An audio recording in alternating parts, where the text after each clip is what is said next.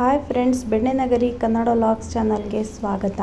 ಬನ್ನಿ, ಇವತ್ತಿನ ವಿಡಿಯೋದಲ್ಲಿ ನಾವು ಈ ಮೊಟ್ಟೆ ಬಿರಿಯಾನಿನ ಯಾವ ರೀತಿ ಮಾಡೋದು ಅನ್ನೋದನ್ನು ನಾವು ಸುಲಭವಾಗಿ ಇನ್ಸ್ಟೆಂಟಾಗಿ ಯಾವ ರೀತಿ ಮಾಡೋದು ಅನ್ನೋದನ್ನು ನೋಡೋಣ. ತುಂಬಾ ರುಚಿಯಾಗಿ ಬೇಗನೆ ಆಗುವಂತಹ ಒಮ್ಮೆ ಈ ಮೊಟ್ಟೆ ಬಿರಿಯಾನಿನ ಒಮ್ಮೆ ಟ್ರೈ ಮಾಡಿ ನೋಡಿ, ತುಂಬಾ ರುಚಿಯಾಗಿ ಬರುತ್ತೆ. ಬನ್ನಿ ಇವಾಗ ವಿಡಿಯೋನ ಸ್ಟಾರ್ಟ್ ಮಾಡೋಣ. ನಾನು ಫಸ್ಟ್ ಇಲ್ಲಿ ಒಂದು ಮೊಟ್ಟೆನ ಬೇಯಿಸ್ಕೊಂಡು ಇಟ್ಕೊಂಡಿದ್ದೀನಿ. ನೀವು ಬೇಕಾದರೆ ನಾವು ಈ ಮಸಾಲೆ ರೆಡಿ ಮಾಡುವಷ್ಟರಲ್ಲಿ ನೀವು ಮೊಟ್ಟೆನ ಬೇಯಿಸೋಕ್ಕೆ ಕೂಡ ಇಡ್ಬೋದು. ನಾನಿಲ್ಲಿ ಒಂದು 7-8 ಹಸಿಮೆಣಸಿನ್ಕಾಯಿ, ಹಾಗೆ ನಾನು 2 ಈರುಳ್ಳಿ, ಹಾಗೆ ಒಂದು 4 ಟೊಮೆಟೊನ ಸಣ್ಣದಾಗಿ ಈ ರೀತಿ ಆದಷ್ಟು ಸಣ್ಣದಾಗಿ ಈ ರೀತಿ ಕಟ್ ಮಾಡ್ಕೊಳ್ಳಿ. ಹಾಗೆ ನಾನು ಈಗ ಬಿರಿಯಾನಿ ಮಸಾಲೆನ ನಾನು ಹಾಕ್ಕೊತಾ ಇದ್ದೀನಿ. ಕೆಲವೊಬ್ಬರು ಈ ಲವಂಗ ಏಲಕ್ಕಿನ ಒಗ್ಗರಣೆಯಲ್ಲಿ ಹಾಕ್ಕೊತಾರೆ.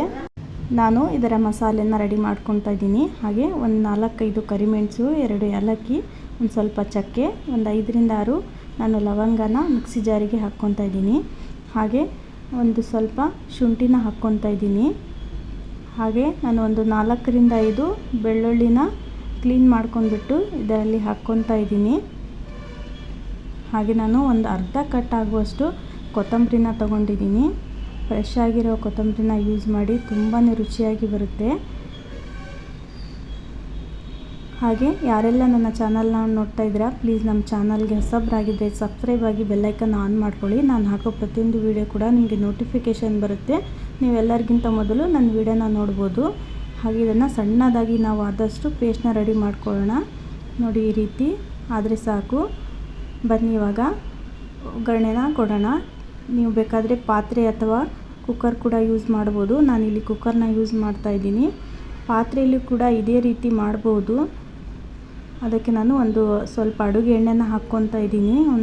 ಒಂದು 100 ml ಅಷ್ಟು ಅಡುಗೆ ಎಣ್ಣೆನ ಹಾಕ್ಕೊಳ್ಳಿ. ಚೆನ್ನಾಗಿದು ಬಿಸಿ ಆದಮೇಲೆ ನಾನು ಒಂದು ಅರ್ಧ ಕಟ್ಟಾಗುವಷ್ಟು ನಾನು ಪುದೀನನ ಕ್ಲೀನ್ ಮಾಡಿ ಇಟ್ಕೊಂಡಿದ್ದೆ. ಈ ಪುದೀನನ ನಾನು ಎಣ್ಣೆಯಲ್ಲಿ ಚೆನ್ನಾಗಿ ನಾನು ಫ್ರೈ ಮಾಡ್ಕೊತಾ ಇದ್ದೀನಿ.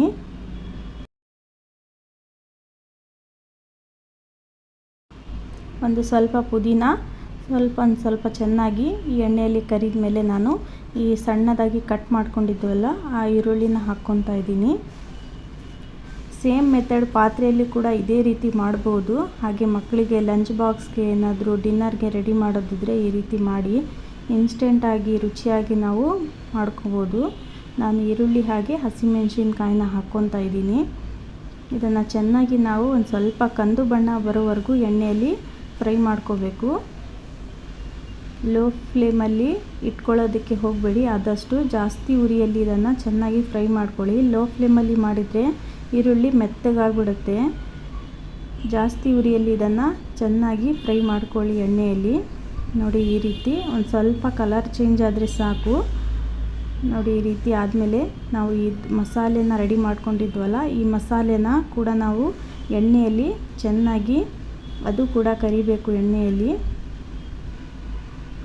ಹಾಗೆ ಯಾರೆಲ್ಲ ವಿಡಿಯೋಗೆ ಒಂದು ಲೈಕ್ ಕೊಟ್ಟಿಲ್ಲ, ಲೈಕ್ ಕೊಡಿ. ಹಾಗೆ ಎಲ್ಲರೂ ವಿಡಿಯೋ ನೋಡಿ ಚೆನ್ನಾಗಿ ಸಪೋರ್ಟ್ ಮಾಡ್ತಾ ಇದ್ದೀರಾ. ಇದೇ ರೀತಿ ನಿಮ್ಮ ಸಪೋರ್ಟ್ ಸಿಗ್ತಾ ಇರಲಿ ಅಂತ ಹೇಳ್ತಾ ಎಲ್ಲರಿಗೂ ನಾನು ಧನ್ಯವಾದಗಳನ್ನು ಹೇಳ್ತಾ ಇದ್ದೀನಿ. ನೋಡಿ, ಈ ರೀತಿ ಚೆನ್ನಾಗಿ ಈ ರೀತಿ ಎಣ್ಣೆಯಲ್ಲಿ ಈ ರೀತಿ ಫ್ರೈ ಆದಮೇಲೆ ಇಷ್ಟಾದರೆ ಸಾಕು. ಇದರಲ್ಲಿರುವ ಹಸಿ ಸ್ಮೆಲ್ ಕೂಡ ಹೋಗುತ್ತೆ ಅಂತ ಚೆನ್ನಾಗಿ ಈ ರೀತಿ ಎಣ್ಣೆಯಲ್ಲಿ ಫ್ರೈ ಮಾಡ್ಕೋಬೇಕು. ಇವಾಗ ನಾನು ಇದಕ್ಕೆ ಕಟ್ ಮಾಡ್ಕೊಂಡಿರುವ ಟೊಮೆಟೊನ ನಾನು ಇದಕ್ಕೆ ಹಾಕ್ಕೊತಾ ಇದ್ದೀನಿ. ಇದು ಕೂಡ ಅಷ್ಟೇ ಎಣ್ಣೆಯಲ್ಲಿ ಈ ರೀತಿ ಚೆನ್ನಾಗಿ ಫ್ರೈ ಮಾಡ್ತಾನೆ ನಾವು ಇದಕ್ಕೆ ಒಂದು ಸ್ವಲ್ಪ ನಾನು ಅರಿಶಿನ ಹಾಕ್ಕೊತಾ ಇದ್ದೀನಿ. ಒಂದು ಅರ್ಧ ಸ್ಪೂನಷ್ಟು ಅರಿಶಿನ ಹಾಕ್ಕೊಳ್ಳಿ.